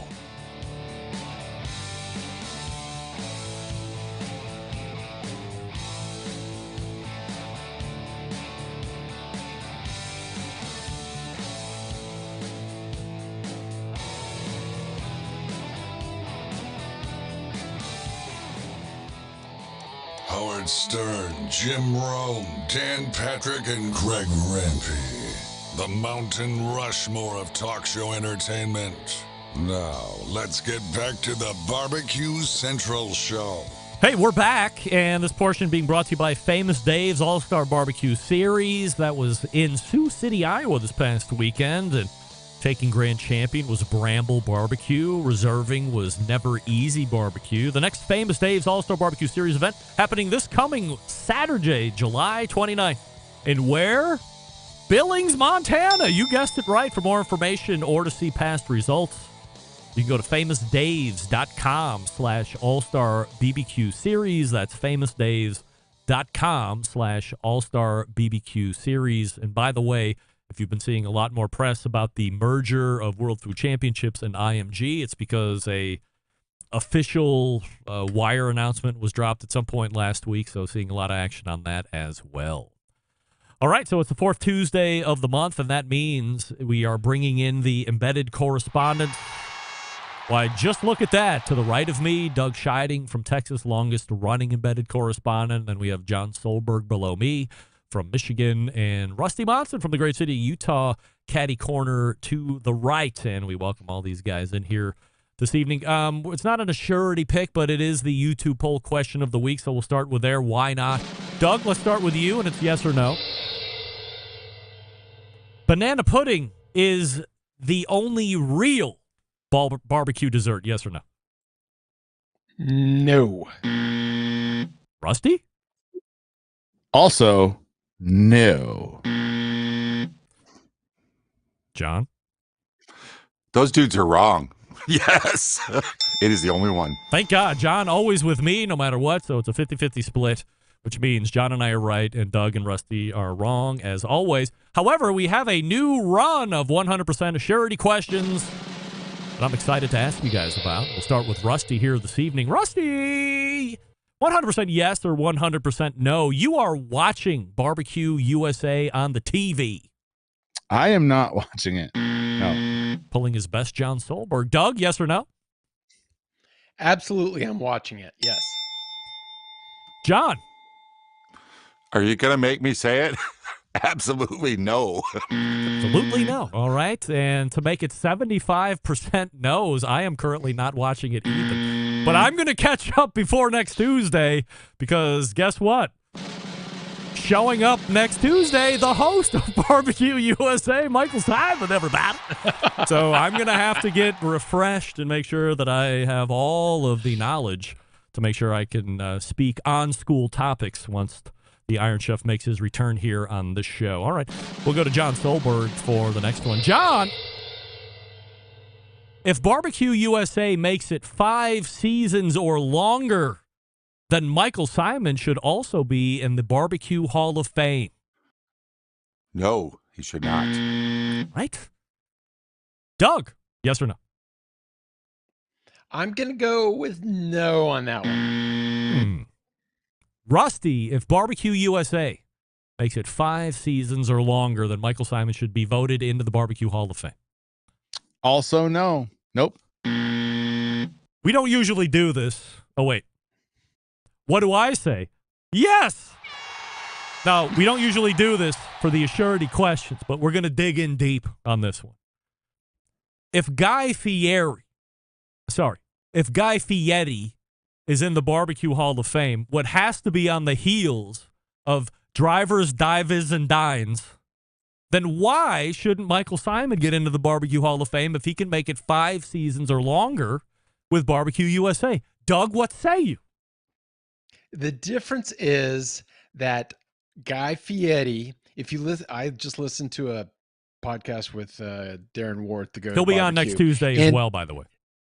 There you go. You can ask him. He talks about name dropping. Yes. But he talks about how Guy was on the barbecue circuit, and I didn't think he was as much on the barbecue circuit as he apparently was, but apparently he was a wild man, and he was with the Motley Q on the barbecue circuit. So I think that gives him some cred. And plus, the Barbecue Hall of Fame needed it for the first year. So I think that was actually the overriding factor. John, what's your substance behind saying no? 2 wrongs don't make a right. Just because I got it. Like, what's your basis is not solid. Rusty, what are your deeper thoughts on why not for Michael Simon? First of all, some housekeeping. It's Talk Talk, not Gwen Stefani. It's Your Life is the original from Talk Talk. So yes, but I only know Gwen Stefani because she's hot, Rusty. That's embarrassing. I agree with John on Wait that one. Are you going to say it was embarrassing because I didn't know Talk Talk, or is it more embarrassing that you know that? Nah, dude. I'm a wealth of knowledge. I'm a studied, learned man, and it's embarrassing. All right. Fair enough. Or that you think she's hot. Gwen Stefani's hot. What are you talking about? She's stunning. All right. She's the most beautiful girl I've ever met in my life. Rusty, stand down just for 1 second. We're going back for a quick surety question. John, 100% yes or 100% no? Gwen Stefani is hot. I don't comment on women that I have socks that are older than them. So, no, I got nothing to say on this one. All right. Rusty, yes or no? John takes really good care of his socks. She is absolutely hot, yes. I say 100% absolutely hot. Doug? Once again, I'm in the minority. No. All right. Wow. Well, I don't even know where we were since we got spooled off track on that one. Did anybody else have anything to say? Rusty, did you finish your thought? Yeah, we're digging deep why Michael Simon shouldn't be in the Hall of Fame. Yeah. Because same thing, I'm with John, 2 wrongs don't make a right. I love Michael Simon. I think he's great. I just think he's kind of over here, and there's more deserved people. There's far more deserved people than him. And maybe way down the road, we can talk. Maybe season 10 or 12. How's that? Yeah, I don't think any TV show has 10 or 12 seasons in it anymore. I think just from a longevity factor, I think if you could get to 5, certainly Barbecue Pitmasters stretched out to 10 or 11 seasons, but I think we're holding that off as an anomaly at this point because we haven't seen anything even come close to it. But 2 seasons of Barbecue USA, we'll have to see if it gets to a 3rd, but to me, I mean, why not? Doug, I'm not saying that Darren isn't telling the truth. I don't know the history of competition barbecue on Guy Fieri. I have heard nobody, 0.0 people aside from Darren, and I know the podcast you're talking about, mention something about Guy being on the competition circuit with Motley Q. But when I had those guys on my show and we talked about it, I believe, if I'm not mistaken, they referenced Guy being there like once or twice. He wasn't touring around like, chasing KCBS Team of the Year. And those were the guys on the team saying that. So I think all things considered, 2 wrongs don't make a right. Totally agree. However, I like Michael Simon. And if he can get 5 years or longer out of the show, which I probably doubt because Food Network's weird, then I think we should all put him up for nomination so he can start being in the vetting. Can we all agree on that? Raise your hands. We'll all agree on that. Oh, okay. Well, I love when I force everybody into agreeing. Here we go. All right, next question. Doug, you are watching Barbecue Brawl on television. I have a feeling I'm in the minority again. Yes, I'm watching Barbecue Brawl. All right, Rusty, 100% yes or 100% no. You are watching Barbecue Brawl on television. I know the rules and I have to break them. I have to explain myself. One, I can't watch it's Michael Simon one because I miss it too much and it makes me sad. When and so my good, really, really, really good friend is Christy Vanover, and I'm pulling for her more than you'll ever know, and I can't watch it. It's too stressful. I will watch both these things when the time comes. It is not for any other reason than that. It just hurts my feeling beds and it stresses me the fuck out. So that is why I don't watch it. Oh, sorry. Rusty, you're saying you're not watching Barbecue Brawl because you have the time to watch it. You are decidedly not watching it because you're stressed out about Christy Vanover? Yeah. When Susie was on it, man, that was hard for me to watch. Every episode was stressful because these are my friends, you know? Christy Vanover is a very good friend of mine, and I can't watch it. You and sleep she won't tell me over her house? No, I have not. Like, I mean, would you put her up if she came to Salt Lake City? Yeah, oh yeah, of course. But dude, she's got a rig, so she doesn't need to put her up. But, all right, I'm just trying to gauge where our friendship is here. I was gonna go down and cook with her several times when I'm in Vegas. You know, her house. She's always, you know, she said I can come over and cook one time. We're tight, bro. All right, okay, we're like this. Too much stress for you. She's doing fine. She's doing fine, Rusty. John, 100% yes or 100% no. You're watching Barbecue Brawl on television. I answered it for you. I will join 75% of you and say I am not watching Barbecue Brawl. Now, in fairness, I want to watch Barbecue USA. I don't want to watch Barbecue Brawl. Next question. Rusty, Bobby Flay belongs in the Barbecue Hall of Fame. Yes, absolutely. John, 100% yes or 100% no. Bobby Flay belongs in the Barbecue Hall of Fame. 100% no. No. Doug, yes or no? He has 2 barbecue-specific cookbooks and shows going back to 1998. Barbecue shows, absolutely fucking yes. Wow. Doug dropping a effing yes. I am now making up 75% of the other half that I'd never make up, which is with Doug and Rusty.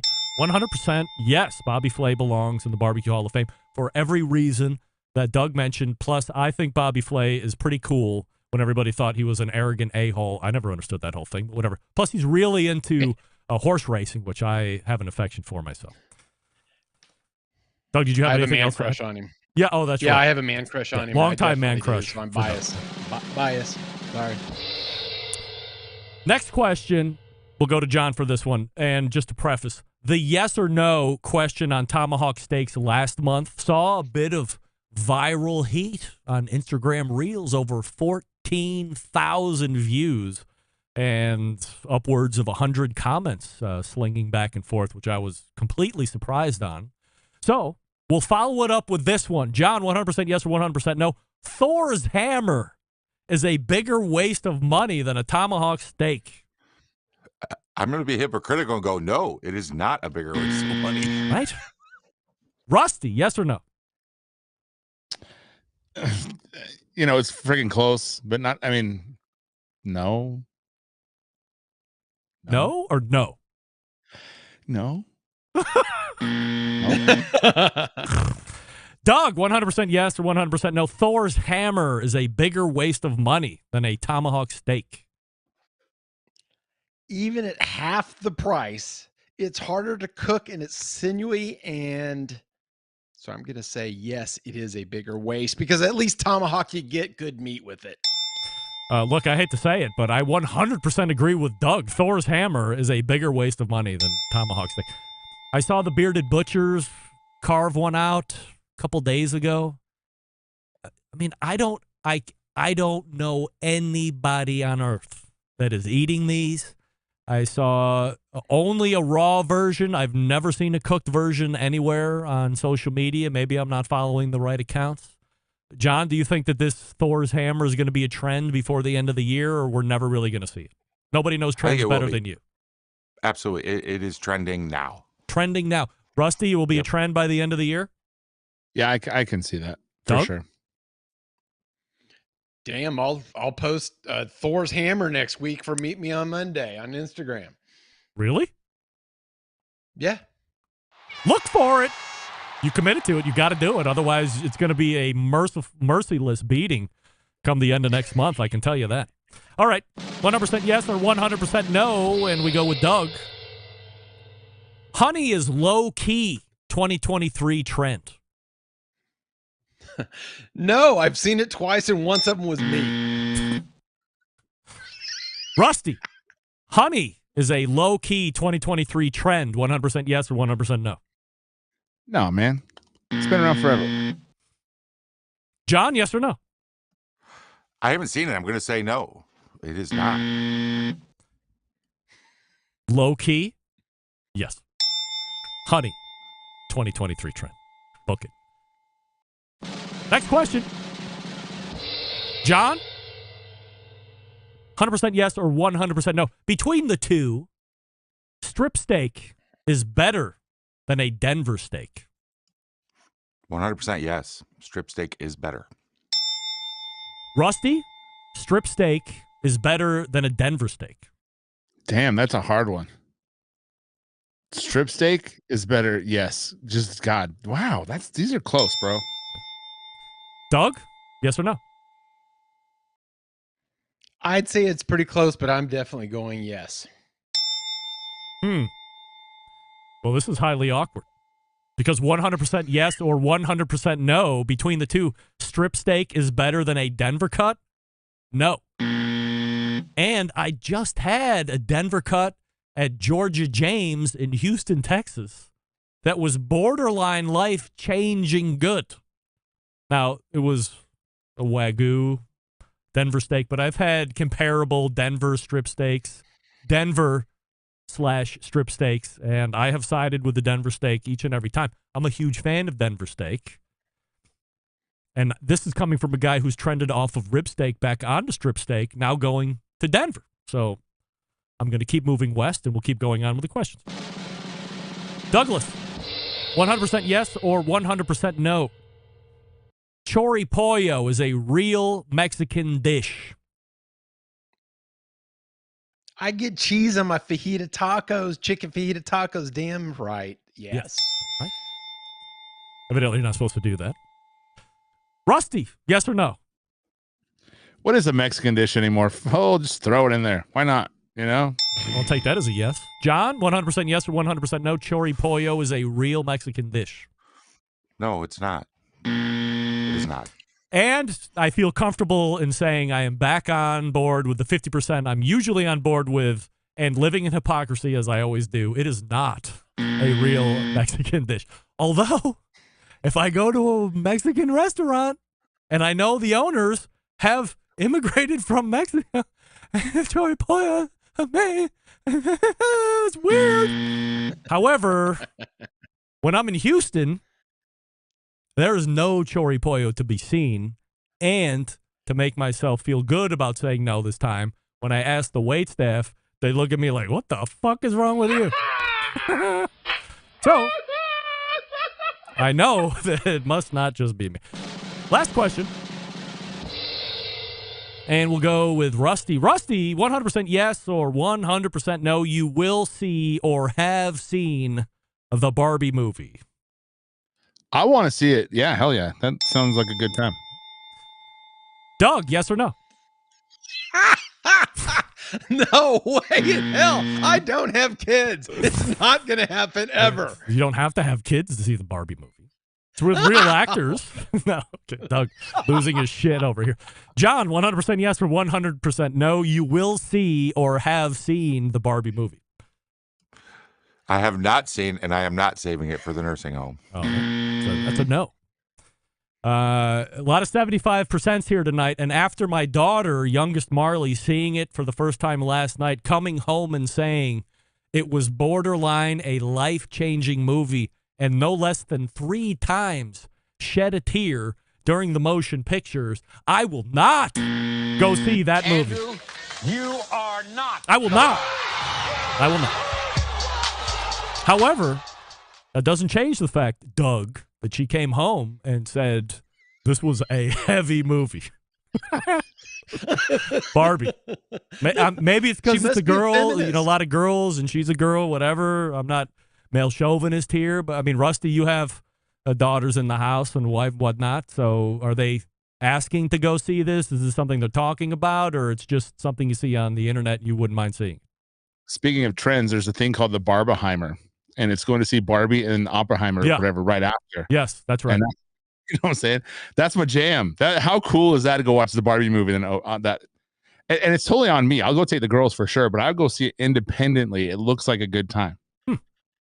All right. Well, that's your 100% assurity questions right here on the July 25th edition of the show. Gents, I'll put you on hold here just for one moment as we do a piece of business, as we say here in the podcast world, where I will talk to you about the different than the Badger barrel cooker. It's the Pit Barrel Cooker. That's right. The most unbelievable outdoor cooking device on the planet, second only to the new Badger barrel, or the Badger barrel is second only to the Pit Barrel Cooker. It doesn't matter if you're a beginner or professional. The Pit Barrel Cooker is one you want to add to the arsenal. It's got 3 different sizes. You have a host of accessories to complete your pit barrel cooking experience. So you visit pitbarrelcooker.com and you tell them the Barbecue Central show sent you. You pick your size. If you're just like, a house of 2 or 3, you get away with the junior, no problem. If you're 5, 6 people, I would say the flagship size is right for you. And then if you're throwing caution to the wind, you want to potentially get into catering, or you just always barbecue for large amounts of people, the PBX, which, by the way, I hear is at an incredible price right now. I forget where they're pulling through. It was there, and then it was off again. Now it's back on again. So I think they're trying to blow them out. But if you're looking for a deal on PBX, I would get in contact with the folks at Pit Barrel Cooker and ask about it. That's pitbarrelcooker.com. pitbarrelcooker.com. Tell them the Barbecue Central show sent you, and if you want something that's cheaper, I recommend badgerbarrel.com. Why not? All right, we are back right after this. Stick around.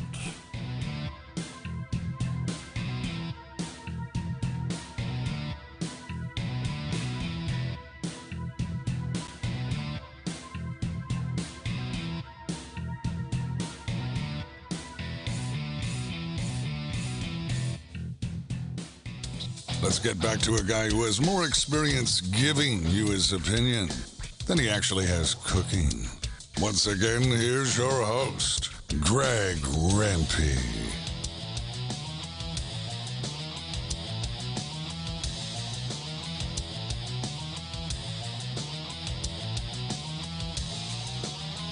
All right, welcome back. This portion of the show being brought to you by Fireboard, where you can monitor up to 6 different temperatures simultaneously. You connect to Wi-Fi for cloud-based monitoring or Bluetooth.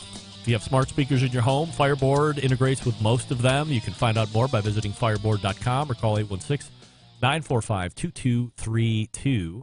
It's the good folks over at Fireboard, and we're rejoined by the embedded correspondents here. We have some other topics that we can dig into a little bit more after we get over the shocking news that Rusty was down with watching the Barbie movie, which certainly isn't surprising to me. I thought of the 4 of us, definitely Rusty would be down for that. I'm not down. I just have no interest in it. And breaking the Chori Pollo tie is Smokin' Joe's Pit Barbecue, who says the Chori Pollo is not... Andrew, you are not a Mexican dish. So nobody knows better than Smokin' Joe's Pit Barbecue. And if he says Chori Pollo is not a Mexican dish, then certainly it's not. John and I are right.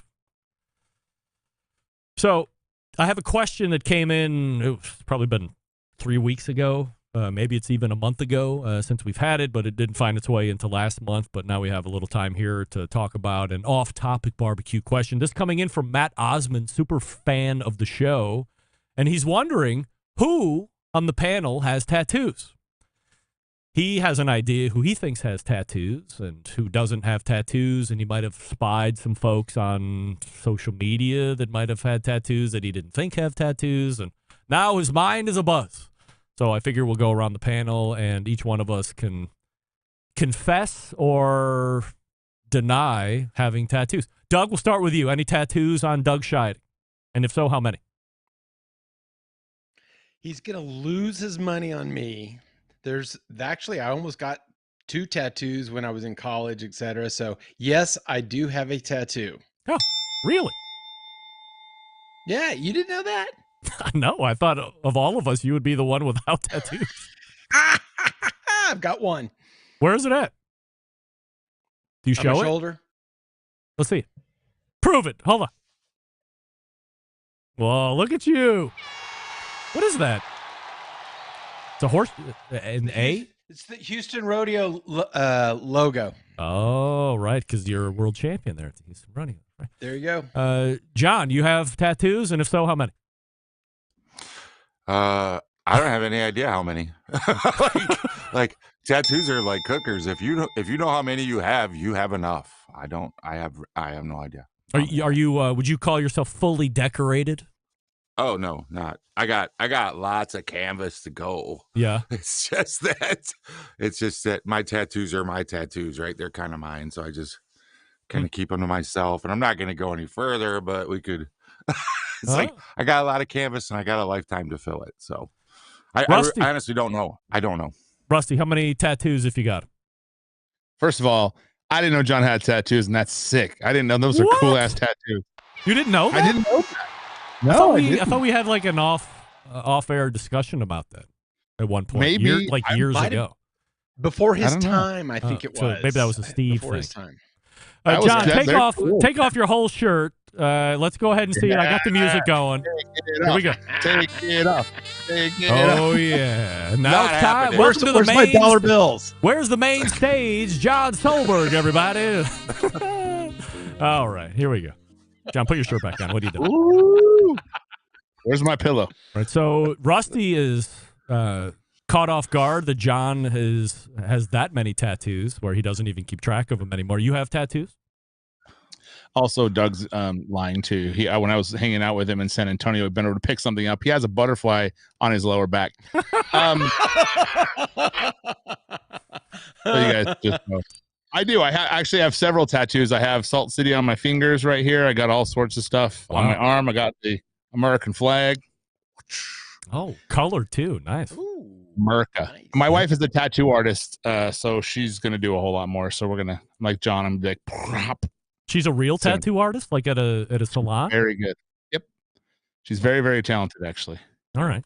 And then of course your humble host does have tattoos as well. So I have. You can't really see these that well, but so these are a series of 13s.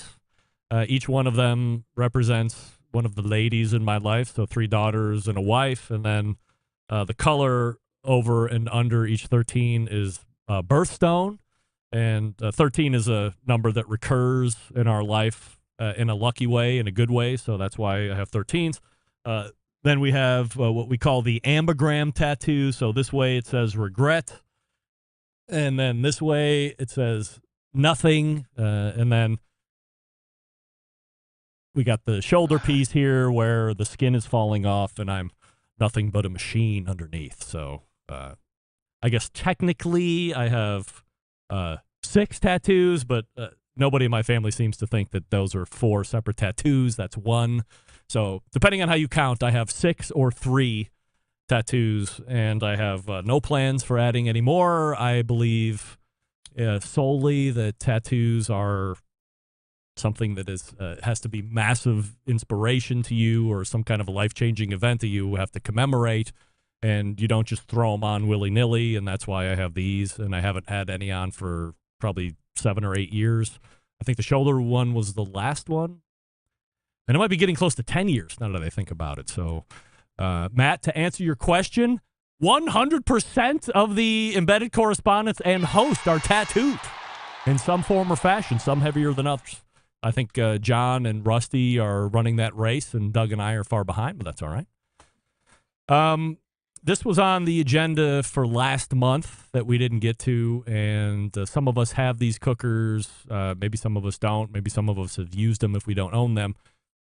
I was asking specifically about the ceramic grill sector, where it currently sits in the sexiness of all of the other live fire categories. And I thought it was a pretty stale segment, and that it has been fairly stale for, let's say, the last 10 years, where it doesn't seem like there has been any real innovation that's been made. Now, we have to hold off a portion of that statement because Kamado Joe has now introduced the Connected Joe, which brings some technology to the game, steps outside of the box that ceramic cookers have been playing in otherwise.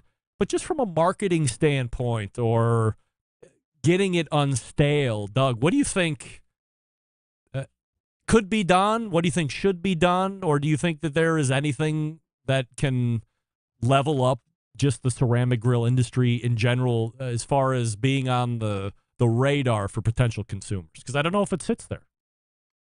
It seems like the train has left the building for them. They've totally lost any presence on social media. They don't do the Connected Joe is pretty cool, I think, in my mind. But do you really see anybody pushing it? I mean, when the Birch Barrel came out, that was the hottest thing for a while, and everybody was loving it, etc. Come out with cool looking Kamado Joes or ceramic grills or Primo.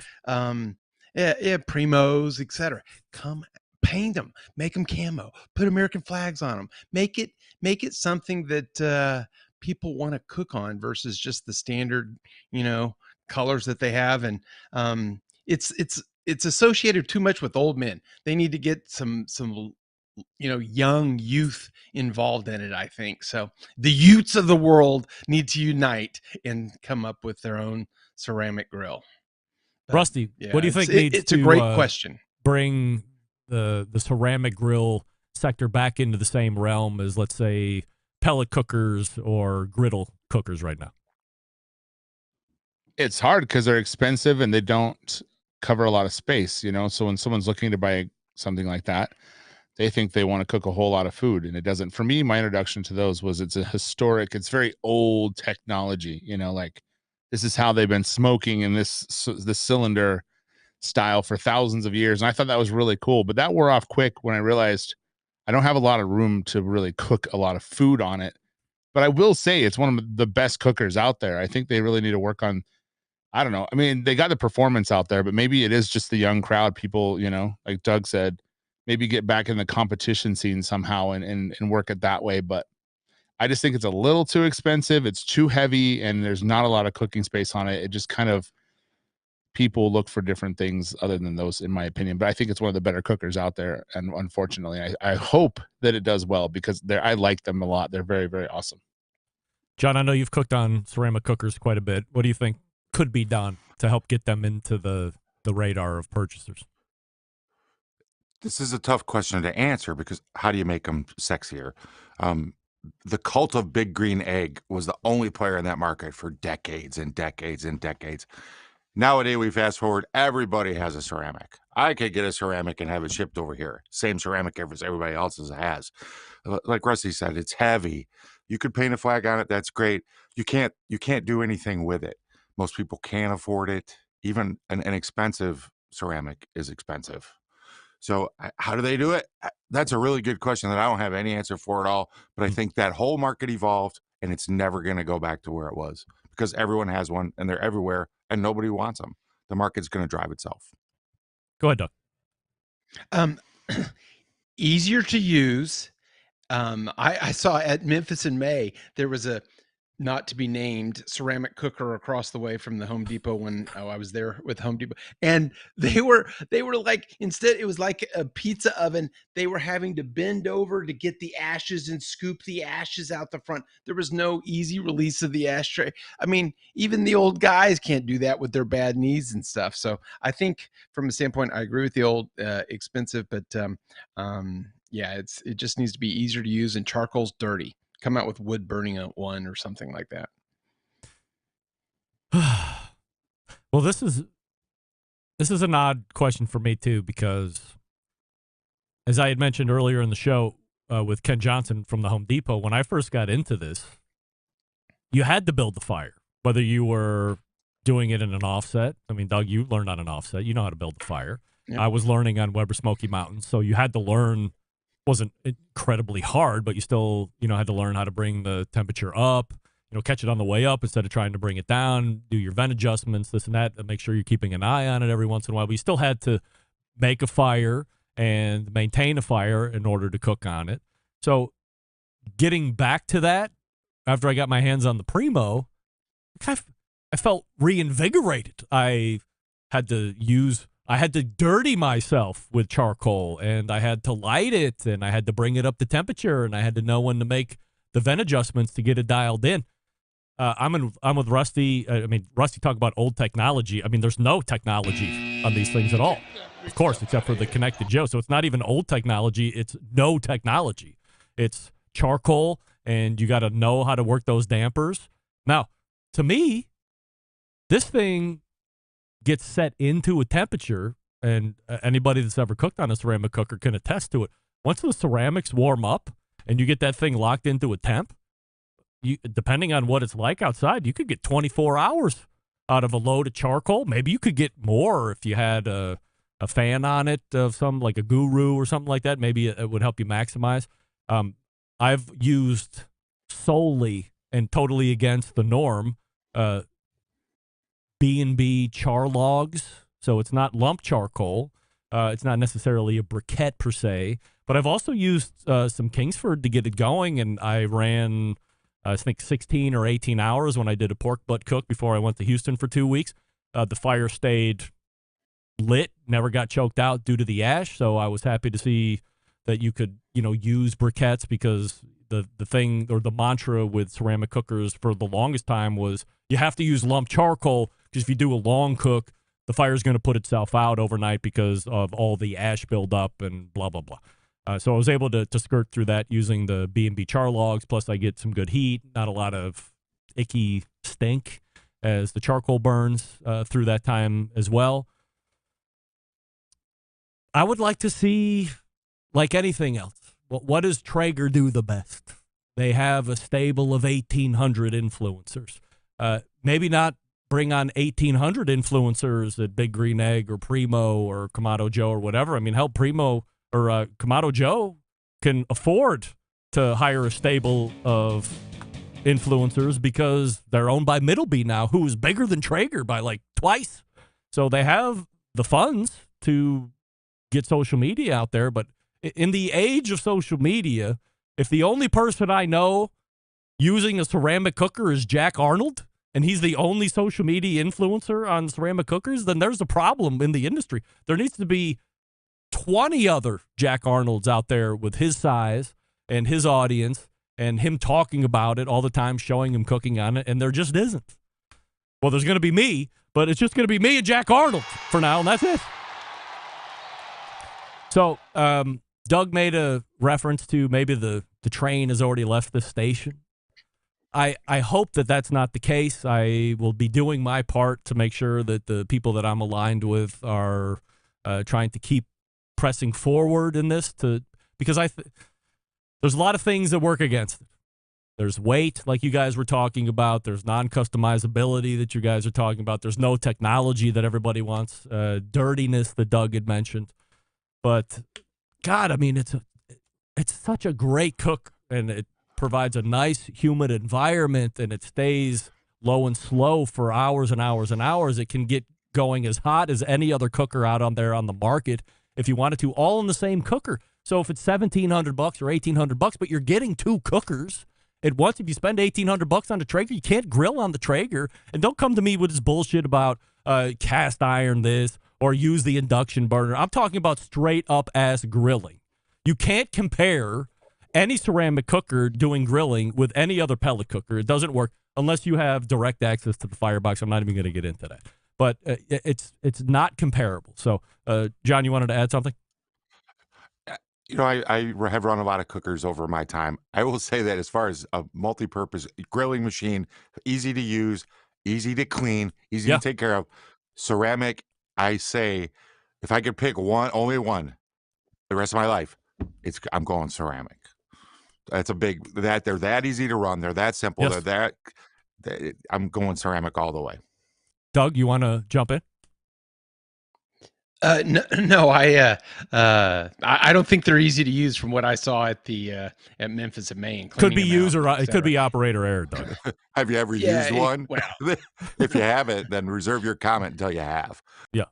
Well, I just saw them getting on their knees to clean out the ashes out of the damn thing. So what the hell? Yeah, they got to get a kick-ass basket liner. That's right. Got to do that. All right. So we've come to a close here this evening, gentlemen. Before we let you go, we always like to do promotion. Doug, what are you up to? Actually, take that. Yeah, go ahead. Yeah, I want to thank you, Greg, for harassing me with Sam the Cooking Guy, because he sent me a copy of his book, which I already had, but he pointed out very pointedly and signed that pages 177 through 195 are effing hot dogs. And I had no idea. I've cooked at least 10 burger recipes out of this thing, and I would have bet $1,000 it had no hot dogs in it. Yeah. Funny as hell. Yeah, he's highly worried about your hatred of hot dogs, but I told him it's a lost cause. Don't even worry about it. Rusty, what are we promoting on the way out?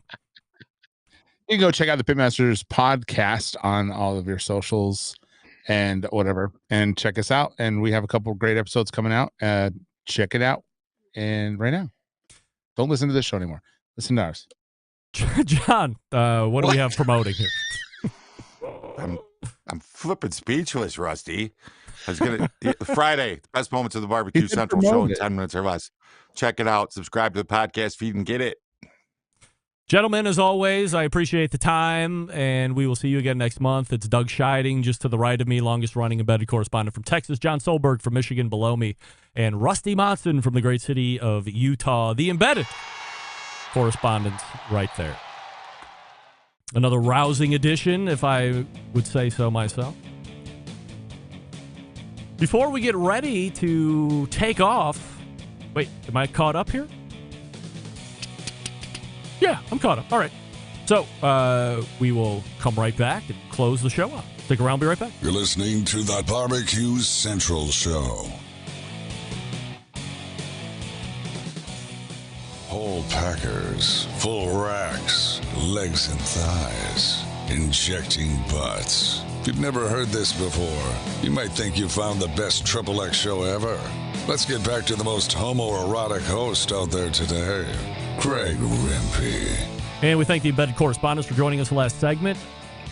Could it be that my throat is blown after having 2 weeks off? I'm a tad dry, if I'm being honest. Lots of great assurity back and forth. Smoking Joe's Pit Barbecue wondering if John did time in the pokey to get all them tats. You don't even want to know what John's done, Smoking Joe. Let's leave it at that. Still mixed reviews on Chori Pollo, though. Some saying yes, it is a Mexican dish. Some saying no. Sweet potato pie is a great barbecue dessert, according to Rusty before he jumped on. Has Doug ever had a Kamado cooked hot dog? We know the answer to that, Smoking Joe's Pit Barbecue. There's no way Doug is doing anything with hot dogs, period, except taking them out of the package, putting them in a bun, and then taking them directly to the trash. They will not hit his grill, and even less of a chance of them hitting his mouth. No way. He's not doing it. Right all the way back in the first hour was Ken Johnson from Home Depot. Then we had Noah Glanville from the new Badger Barrel, badgerbarrel.com or pitbarrel.com, depending on what you like. If you're in the mood or you're on the lookout for a new cooker that's sub $300, it's a barrel style, the Badger Barrel is something you want to take a look at, no doubt about it. And then the embedded correspondence in the second hour. Promotion for next week. Leading off the show, Michael Simon from Barbecue USA, the TV host there. Then Darren Wharf, Iowa Smoky D's. Then Sam, the cooking guy. And then, I think the creator of Rocket Fire, if I'm not mistaken. Just going off the top of my head, so fully packed show. I had to bump Malcolm Reed off the show for Michael Simon, which I wouldn't normally do. This is the only time I can get Michael Simon as the show is running on Food Network. So that's what you have to look forward to next week. So how do I always leave you? September 11th, 2001. I will never forget. Until next Tuesday at 9 p.m. Eastern, this is your program host and proud U.S. American, Greg Rempe. Good night now.